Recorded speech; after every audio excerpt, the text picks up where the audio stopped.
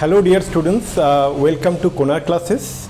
Today in this session we are going to discuss these topics as mentioned here: the Argand plane, then polar representation, and then we will discuss the two important parts is modulus and argument or amplitude of a complex number. So let's start. So dear students, so if we recall that the Cartesian product of two sets. So whenever you have a pair of real numbers, okay, you can place that pair of real numbers in a Cartesian coordinate system. What I wanted to mean, suppose you have a point, something like this, that a comma b. This particular point where a and b are real number, okay, this particular point a and b, a comma b, you can place into a Cartesian coordinate system. What is Cartesian coordinate system? If you recall, it is two perpendicular straight line, okay, in which the horizontal line is known as the x-axis. So this is positive direction of x-axis, this is origin, this is negative direction of x-axis, then the vertical line is known as the y-axis. From the origin above the x-axis it is the positive direction of y-axis, and below the x-axis it is negative direction of y-axis. So now if we get the point a comma b, and if we assume that both a and b are positive, then this point be placed here, okay, that is a comma b, where both a is greater than 0 and b is greater than 0. In fact, we can say greater than equal to 0. Okay. So a point that a comma b will be placed in this one. Okay. So this is known as the first quadrant. Okay. This point will be placed in the second quadrant if we get a is negative but b is positive. So this particular point a comma b will be placed in the second quadrant if a is less than equal to 0 and b is greater than equal to 0. That point a comma b can be placed in the third quadrant if we get both a and b are negative. A is less than equal to 0 and b is less than equal to 0. And the point will be placed in the fourth quadrant, this is fourth quadrant, if we get that a is positive, that is greater than equal to 0, but b is negative, less than equal to 0. Okay, and 0 comma 0 is the origin. Okay, now if we get a point, suppose a comma 0, that means what? It will be here in the x-axis. If a is greater than 0, then it will be here between ox, and if a is less than 0, then it will be between ox dash. Similarly, a point 0 comma b will be on the y-axis. If b is positive, then it will be in the line OY. If b is negative, then it will be in the line OY dash. Now dear students, why we are talking all these things here? These are the fundamentals of coordinate geometry. Here we are talking because a complex number is also a ordered pair of a real number. Suppose we have a complex number z. Okay, so z is equal to, we can write a plus ib.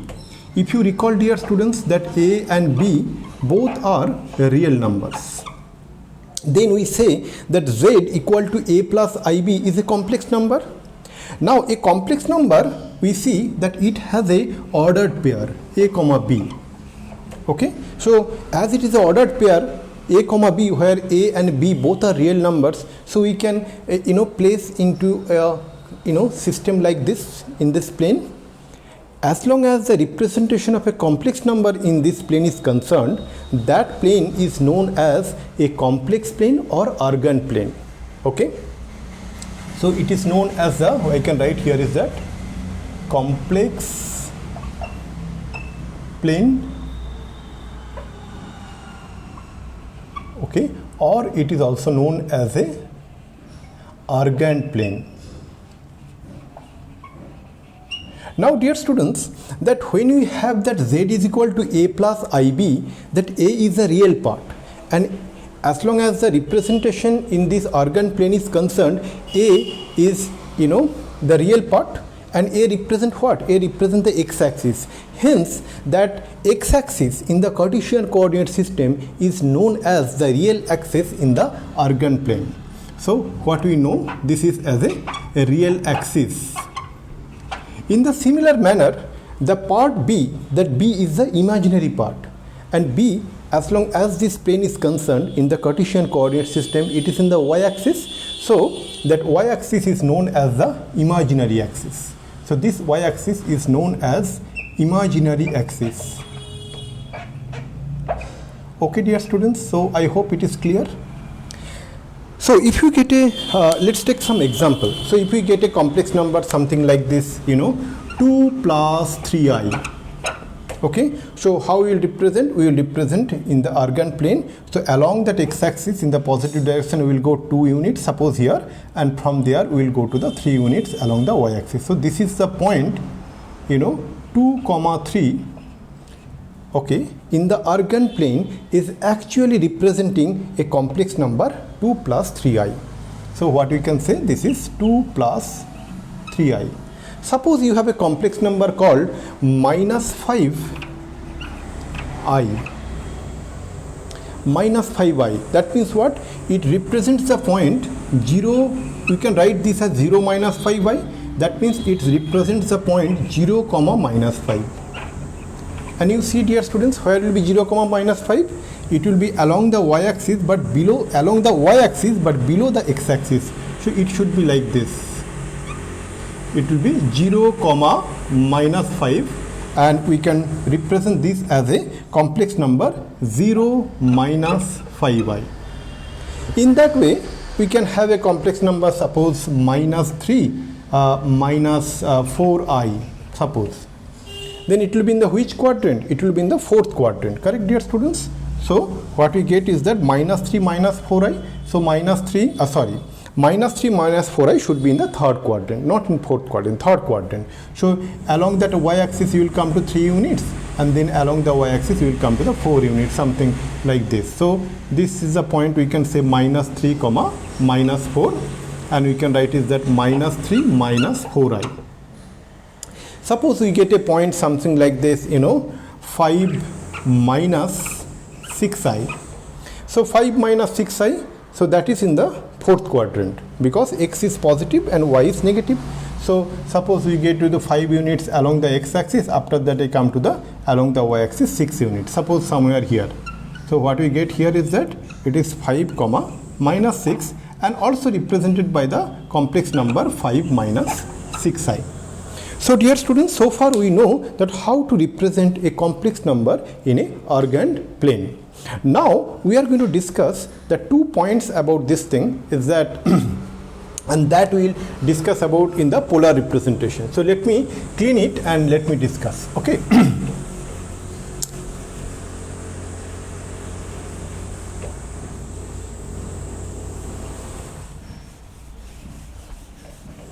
So dear students, if you look into this Argand plane, if I draw that Argand plane once more, so we have, this is the imaginary axis, the vertical line which we used to know as the y-axis. So this is y, this is y dash, this is origin, this is x, and this is x dash. Now suppose we get a complex number z is equal to x plus iy. Now let's assume for the sake of simplicity that both x and y are positive. That means the point x comma y should be in the 1st quadrant. So suppose it is represented by a point P, x comma y, correct? Then what we'll get, dear students, that this the same point P is representing the complex number x plus iy. Now dear students, if we join this point P and O, okay, then what is the length OP? That OP is nothing but, if you recall, that how to find the value of OP. So if we draw a perpendicular line from the P on the x-axis, suppose this is A, then what is OA? OA is x, correct, no, dear students? Okay, and what is AP? AP is y, correct? So what we get, dear students? So we get that OP is equal to square root of x square plus y square, because the triangle OAP is a right angle triangle in which OP is the hypotenuse, so it should be square root of the base square plus altitude square, correct? Now, if you recall, in the previous class we discussed that if a complex number is x plus iy, then square root of x square plus y square represents its modulus. So what is this OP, dear students? OP is the modulus.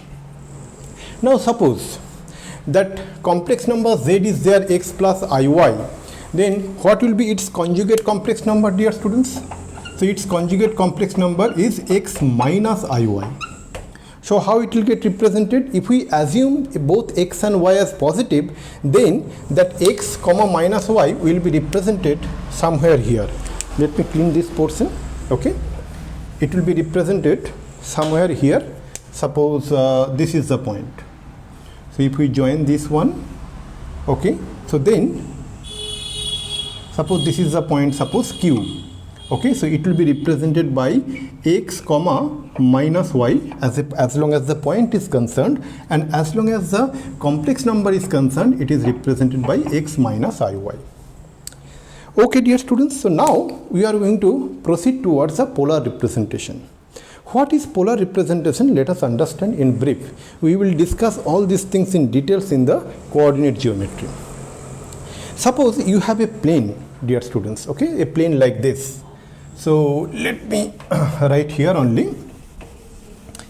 Let me take this part and let me complete this one.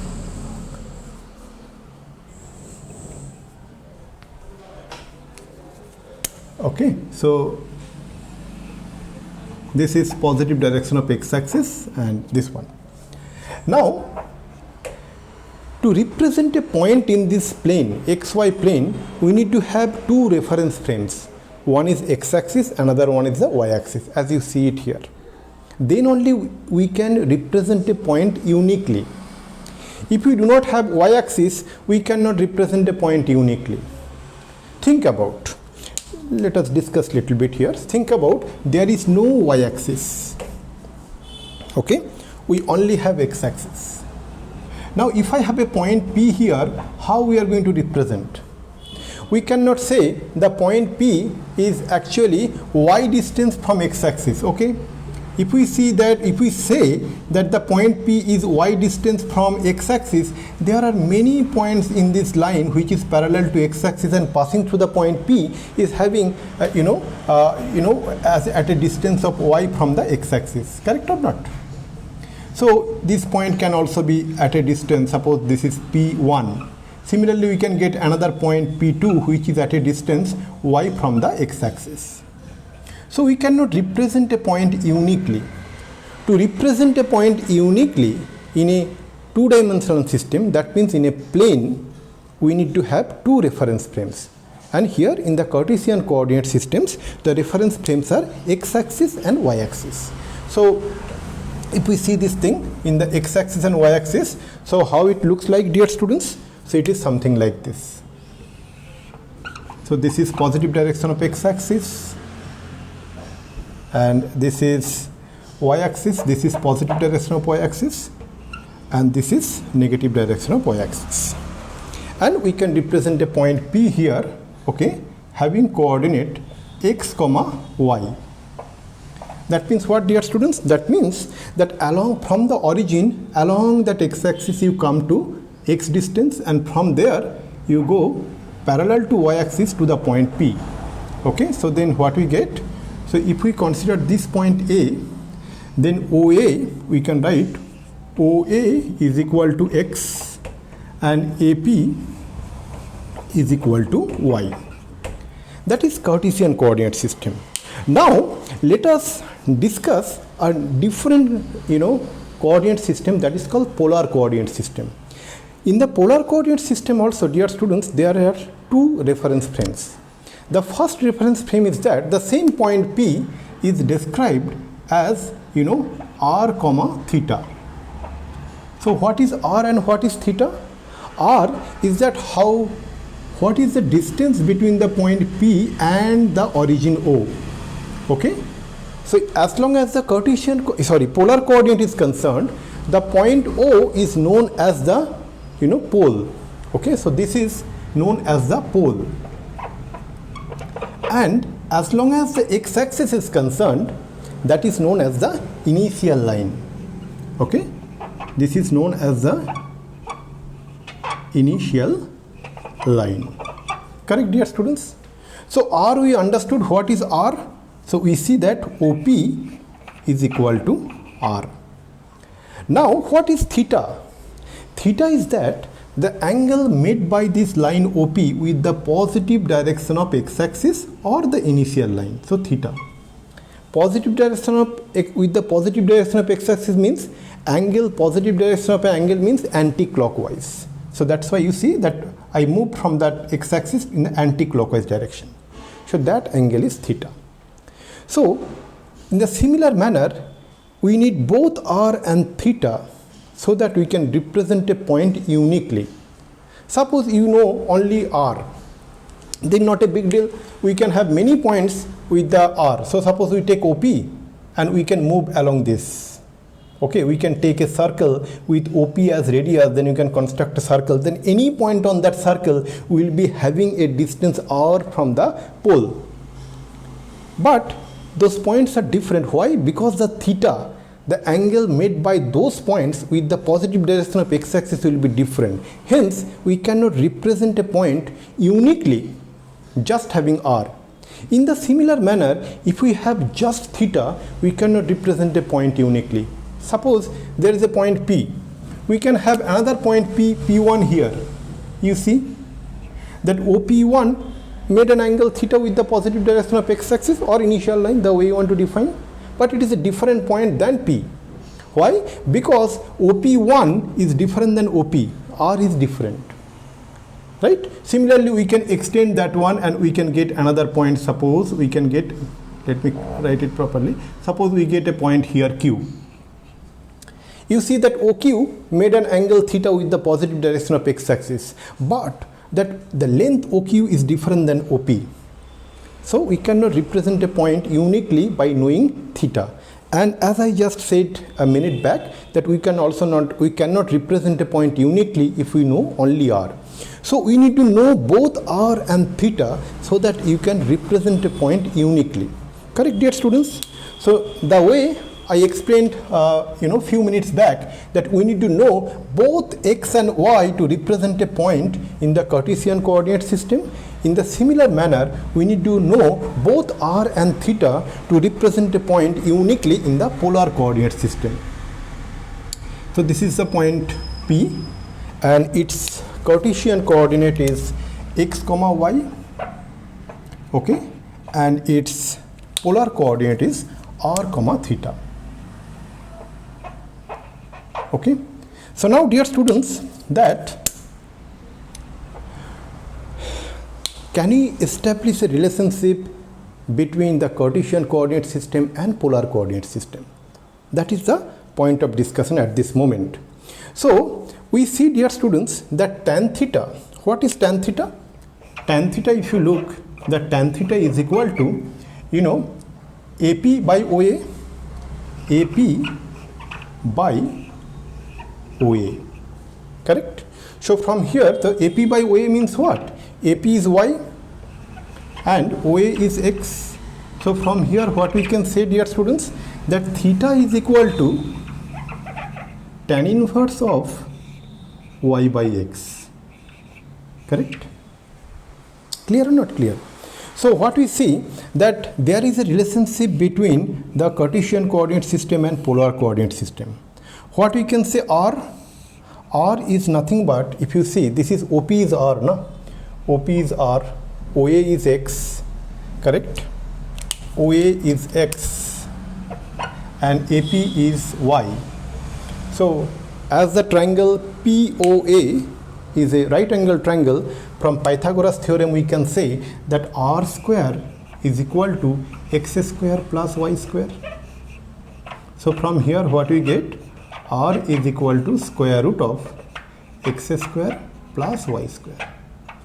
Dear students, if a Cartesian coordinate is given to us, remember very well, if a Cartesian coordinate of a point given to us, that is x comma y is given to us, then we can find its polar coordinate by r is equal to square root of x square plus y square, and theta is equal to tan inverse of y by x.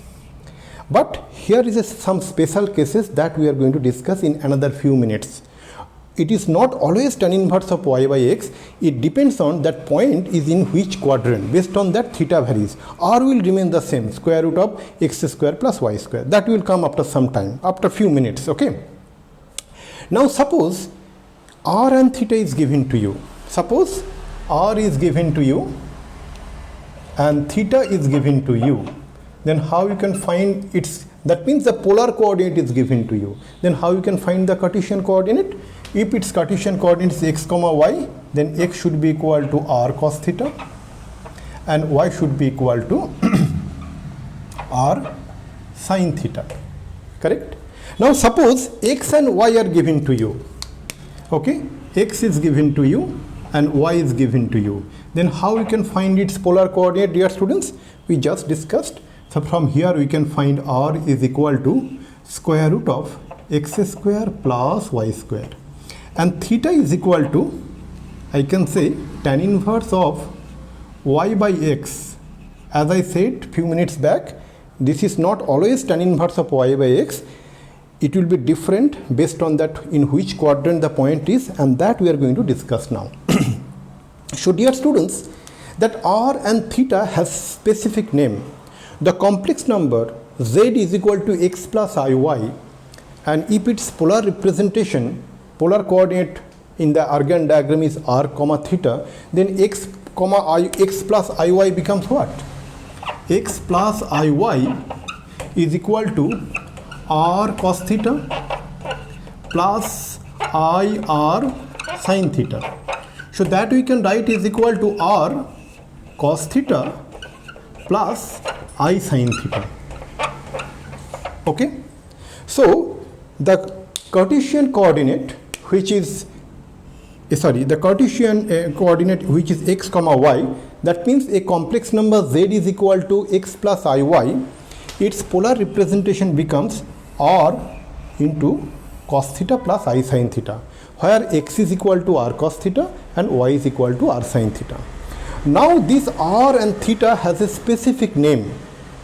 Okay, the r is known as the modulus. Modulus is denoted by r, and theta is known as the argument or amplitude. So that is known as theta. Okay. Now let us discuss something more on it. Okay. So let me clean this portion and let's discuss in details. So dear students, as you see that whenever we have a complex number z is equal to x plus iy, so its polar representation become that r into cos theta plus I sin theta. Let me write it here. So whenever you have a complex number z is equal to x plus iy, where x and y both are real numbers, so that same complex number you can represent as r into cos theta plus I sin theta. And this form of representation, that r into cos theta plus I sin theta, that is known as polar form. That is known as polar form. Now r, how we can find the value of r? As I said, r is equal to square root of x square plus y square. Now the point is that how to find the value of theta, that we are going to discuss now. Few minutes back I said that theta is equal to tan inverse y by x, and that is not always tan inverse y by x. How it is going to be different, that let's look into it. So what is theta? Theta is known as the argument or amplitude. And what are the possible values of theta, dear students? It could be from 0 to 2 pi. Let me show you. Suppose this is our coordinate system. So this is x, this is y, this is x dash, and this is y dash. this is origin. The same coordinate system we can also consider O as the pole and OX as the initial line. So now suppose a point is here, then what will be r and theta, dear students? Suppose the point P is here having coordinate r comma theta, then what it will be? That what will be r? R will be OP and theta will be what? Theta will be this one, correct? Now let us consider, let us take a different color. Suppose the point, another point Q is here, okay? What will be the r, dear students? So r will be, if we join these two, this will be r, correct? And what will be theta? Theta will be this one, because positive direction of angle made by the positive direction of the x-axis, correct? Suppose let's take the point, the P, another point, suppose r is here, okay? So how we are going to find? So we should join O and R. This is R, OR is R, and what is the angle? So this will be the angle. Now suppose let's take another point, suppose a point S here, okay? Then how we should consider? Then we should join O and S, and what will be the angle? Angle will be something like this, correct? Now if you look into all these angles, so angles are varying from 0 to 2 pi. So 0 less than equal to theta less than equal to 2 pi, correct? Now we are going to consider the principal argument, okay? What is the principal argument? Principal argument will be that minus pi less than theta less than equal to pi, then we consider this as a principal argument, correct? So what will be our target, dear students? That whenever we are going to find theta, we need to make sure that theta is in between minus pi to pi. Okay, dear students, did you get the point? So our target should be to find the value of theta from minus pi to pi. So let's see how we can find it out. So for that there are some principles, and that principles we are going to find it out. Okay, so what we are going to discuss now, dear students, that how to find the amplitude of argument of a complex number z equal to x plus iy. Okay, listen very carefully. A complex number z is equal to x plus iy is given to you. Okay, z equal to x plus iy is given to you.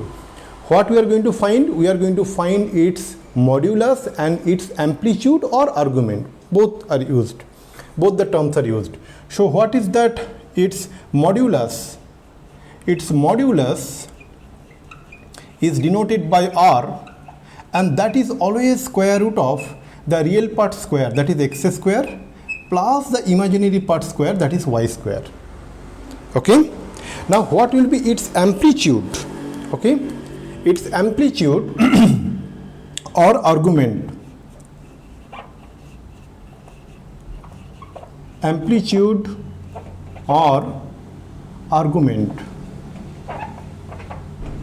Okay, how to find it out? There is a very easy way to find it out.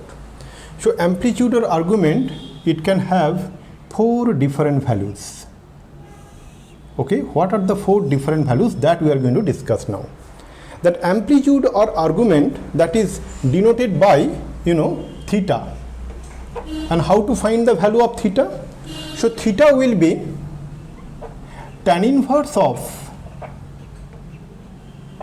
y by x, okay, if that point x comma y is in the first quadrant. That means what, dear students? If we draw a Argand diagram, Argand plane, so this is x, this is y, this is origin, this is x dash, and this is y dash. So if that point, so x plus iy is a complex number, so it represents a point in the Argand plane, that is x comma y. So if that point x comma y is in the first quadrant, okay, so what will be the argument? So theta should be equal to tan inverse of y by x. Okay, so when it is in the first quadrant, so we can write first quadrant, first cube.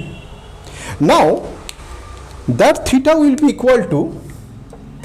equal to pi minus tan inverse of, you know, that y divided by mod x if is in the second quadrant. That means, dear students, if the point is in the second quadrant, this is second quadrant now. In second quadrant, x plus iy, then x must be negative and y is positive. That is why we took the non-negative value of y by x. For that we need to make y which is positive to y, but x is negative, that's we made mod x. And we should subtract tan inverse of y by mod x from pi. So what we get, dear students? So in this case we get theta is equal to pi minus tan inverse of y by mod x. So theta equal to pi minus tan inverse of y by mod x if it is in the second quadrant. Now let's look into the third quadrant. In the case of third quadrant, the value of theta will be minus pi plus tan inverse of, you know, mod y divided by mod x. Okay, in third quadrant, dear students, both x and y are negative, correct? No? In third quadrant, both x and y are negative. So that is why we took mod y by mod x, because we wanted to take only the positive value of y by x. So in third quadrant, what will be the value of theta? Minus pi plus tan inverse of mod y divided by mod x. Now let's come to the fourth quadrant. In fourth quadrant, the value of theta should be minus of tan inverse, you know, mod y divided by x. In the fourth quadrant, dear students, in fourth quadrant x is positive here and y is negative. So that is why here the argument or amplitude should be minus of tan inverse mod y divided by x. Whatever I have discussed in the last few minutes is very important. So why it is very important? If any complex number is given you in the form of x plus iy, where both x and y are real numbers, and it has been asked to find its polar form, we can find r is equal to square root of x square plus y square. Then how to find the value of theta? The value of theta will be computed like this based on which quadrant that particular point is. Let us solve couple of problems, then it will be very clear. Okay. So let me solve it here. Okay.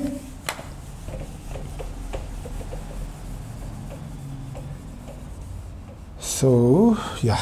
So yeah, let me solve it here.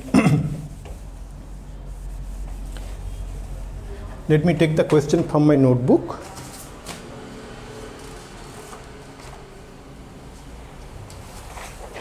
So the first question, so let me write down the first question. You also do along with me, dear students. So represent the complex number, represent the complex number, represent the complex number z is equal to 1 plus I into root 3 in the polar form. In the polar form. The moment we are able to represent it in the polar form, we can find its modulus and amplitude or argument also. So if the question is given that find the modulus and amplitude of this complex number z is equal to 1 plus I into root 3, all you need to find the value of r and theta. And when the question as it is given represent the complex number is in z equal to 1 plus I root 3 in the polar form, that means we need to represent that complex number in the form of r into cos theta plus I sin theta. Let's see. So what is z here? 1 plus I root 3. So what is the value of r? R is equal to square root of 1 square, because real part square plus square root of root 3 whole square, that is imaginary part square. So that is equal to square root of 1 square is 1, square root of root 3 whole square is 3. So that is equal to square root of 4, that is equal to 2. So we get the value of r is equal to 2. Now let's see that 1 plus I root 3 is in which quadrant. You see, dear students, that 1 plus I root 3, if we do draw this quadrant and is in its rough x, this is y, this is x dash, this is y dash, then 1 comma root 3, 1 is positive, root 3 is also positive, so it should be in the first quadrant. And in first quadrant, what is the value of amplitude or argument? That is tan inverse of y by x, this one. So what you can find the value of theta? So value of theta is equal to tan inverse of y. What is y? Root 3. And what is x? 1. So that is equal to tan inverse of root 3. So that means what, dear students? So we find the value of theta equal to tan inverse of root 3. That means tan inverse of tan pi by 3, isn't it? So that means what, dear students? So we get the value of theta is equal to pi by 3. So dear students, that we are, we found r is equal to, so from here we get r is equal to 2. So as we get r and theta both, r as 2 and theta is pi by 3, so what will be its polar form? Its polar form will be r into cos theta plus I sin theta. That means that is nothing but 2 into we can write cos pi by 3 plus I sin pi by 3. That is the polar form. Done. Let's look into the next question. Now before proceed to the next question, if this question is given, find the amplitude and modulus of this complex number z is equal to 1 plus I root 3. Amplitude is pi by 3. We need to go with this principle, okay? And what is the modulus? Modulus is 2, correct? Now let's look into the next question.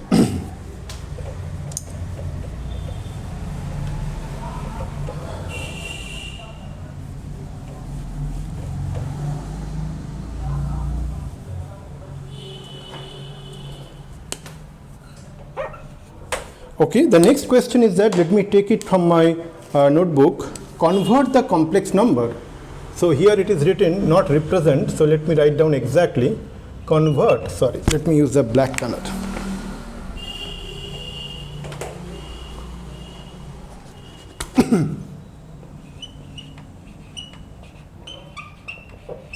Convert the complex number. What is the complex number given here, dear students? Minus 16 divided by 1 plus I into root 3 in the polar form. So what is the question, dear students? That we need to represent this complex number minus 16 by 1 plus I root 3 in the polar form. The first and foremost thing we need to do is that we need to represent this complex number, that is minus 16 by 1 plus I root 3 in the form of a plus ib. So how to do this thing? We have done in our previous class. So let me do here. So minus 16 divided by 1 plus I root 3. Our first task should be, dear students, to not have any I in the denominator. If we need to represent this complex number in the form of a plus ib, our first task is that to not have any I in the denominator.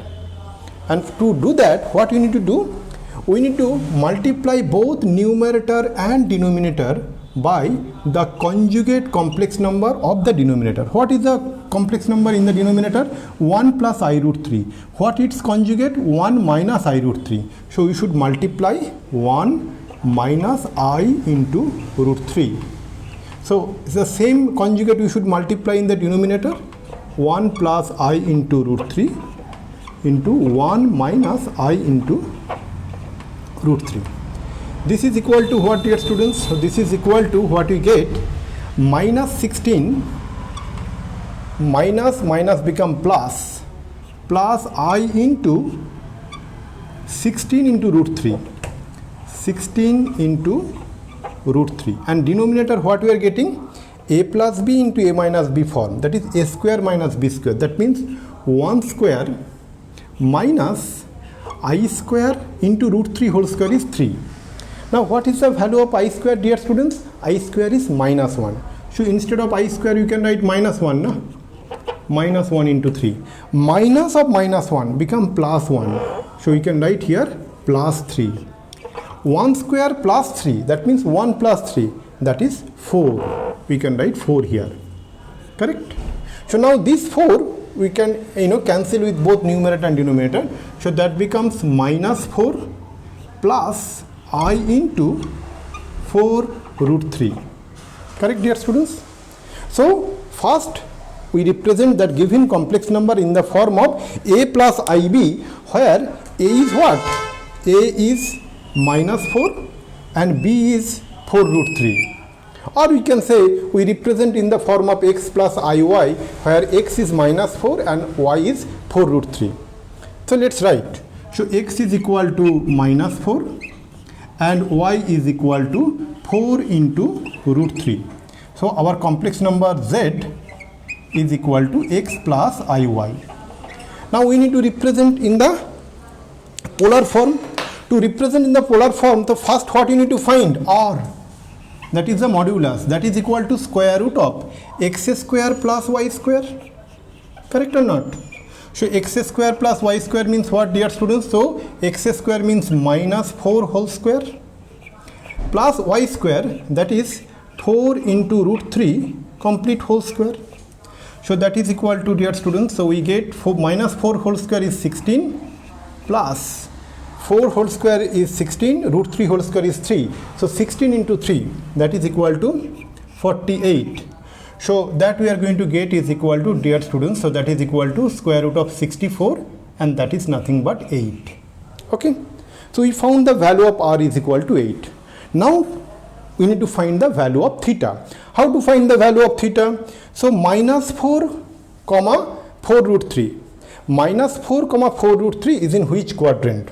So if we draw that Argand diagram, this is x-axis positive direction, this is positive direction of x-axis, this is positive direction of y-axis, that is imaginary axis, this is real axis, this is negative direction of x-axis, that is imaginary axis, and this is negative direction of y-axis, this is origin. Minus 4 means left of the y-axis and 4 root 3 means above x-axis. So it will be here, that means in the second quadrant. And in second quadrant, dear students, what is the value of theta? Pi minus tan inverse y by mod x. Here, second quadrant, theta equal to pi minus tan inverse y by mod x. So how to find the value of theta then, dear students? So theta is equal to pi minus tan inverse of y. What is y? Y is 4 root 3. Y is 4 root 3 divided by mod x, means mod of minus 4. So that is equal to what, dear students? So this implies theta is equal to pi minus mod of minus 4 means 4. That 4 and this 4 will get cancelled. So pi minus tan inverse of root 3. So this implies what, dear students? So theta is equal to pi minus tan inverse of root 3, we just found out in the previous one, is equal to tan inverse of tan pi by 3. That means pi minus pi by 3. So from here what we get, dear students, the value of theta is equal to 2 pi by 3. So what we get, dear students, the value of theta is equal to 2 pi by 3 and the value of r is equal to 8. So from here what we can get the value of, what we can find the value of the representation of the polar form. So representation of the polar form will be, let me use a different color. So representation of the polar form will be what?